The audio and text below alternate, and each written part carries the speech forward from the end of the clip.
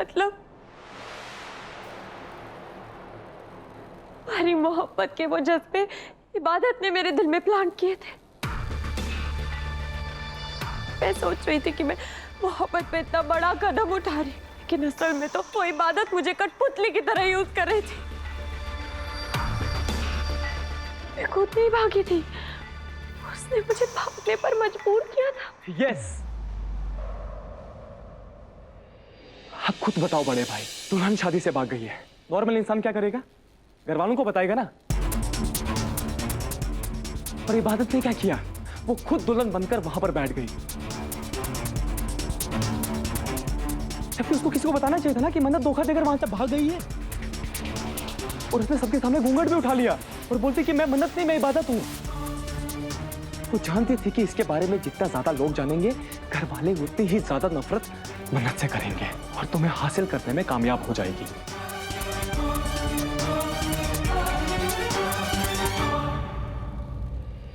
क्या सुन रही हूँ मैं अल्लाह मियां? जिसे मैं अपना सब कुछ समझती थी, सब कुछ मानती थी, वो मेरे साथ इतना बड़ा धोखा, इतनी बड़ी साजिश कर सकती है। ये सच नहीं हो सकता जुबान, ये सच नहीं हो सकता।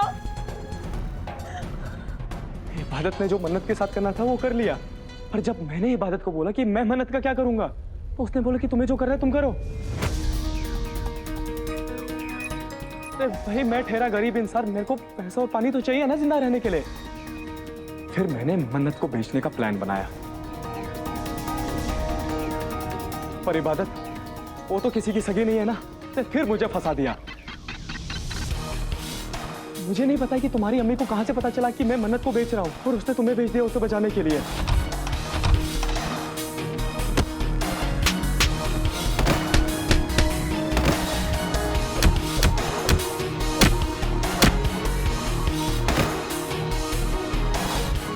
और मेरा और इबादत का प्लान फिर से फेल हो गया और मुझे लगा कि मैं पूरी जिंदगी भर अब जेल में ही रहूंगा। और फिर एक दिन इबादत आई, उसने मुझे कहा कि वो मुझे जेल से भी छुड़ाएगी और पैसे भी देगी। मैं समझ गया था, तो मैंने इबादत को भी पूछा कि बिना फायदे के तो तुम कुछ करती तो हो नहीं, तो बताओ क्या चाहती हो तुम? तो उसने कहा कि मेरी एक शर्त है। कैसी शर्त? वो चाहती थी कि मैं मन्नत को जान से मार दूं। मुझे जेल से छूटना था, इसीलिए मैंने उसकी बात मान ली। तो 5 लाख रुपए मुझे जेल से छुड़वाने के और 5 लाख रुपए मन्नत को रास्ते से हटाने के लिए दिए थे। मुझे नहीं पता कि इतना सारा रुपया उसके पास कहां से आया। मैं कुछ पूछ रहा हूँ, इबादत वर्कर्स को उनकी सैलरी क्यों नहीं मिली? Answer me damn it. मैंने कहा था ना सुभान, मेरी दोस्त है सित्रा। हाँ तो?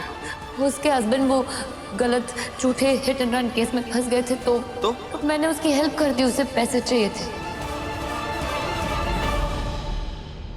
उस रात मैं तुम्हारे घर पे मन्नत को मारने के लिए ही आया था।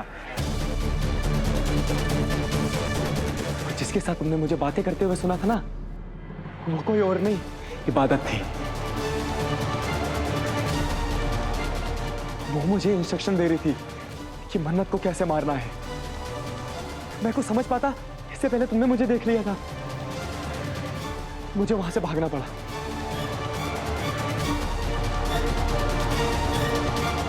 तुम फिक्र मत करो, तुम जैसा बोलोगी मैं वैसा ही करूंगा।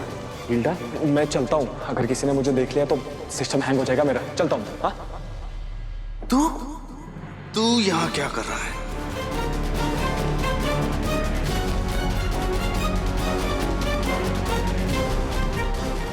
इबादत ये सब कैसे कर सकती है? कोई इतना कैसे गिर सकता है? और अब तुम्हें लग रहा होगा कि फरहान तो पैसों का लालची है, झूठ बोल रहा होगा। और अगर तुम्हें मुझ पे भरोसा नहीं है ना, तो फिर खुद इबादत की जुबान से सुन लो। मतलब? इबादत ना मुझे कभी भी धोखा दे सकती थी, और इस बार मैं कोई भी रिस्क नहीं लेना चाहता था। और जब वो कल मुझसे मिलने आई थी ना, तो मैंने उसका एक वीडियो भी बना लिया था अपने फ्रेंड को बोल के, ताकि कल जाके जब वो मुझे फंसाने की कोशिश करे तो मैं उसका वीडियो लोगों को दिखाऊं।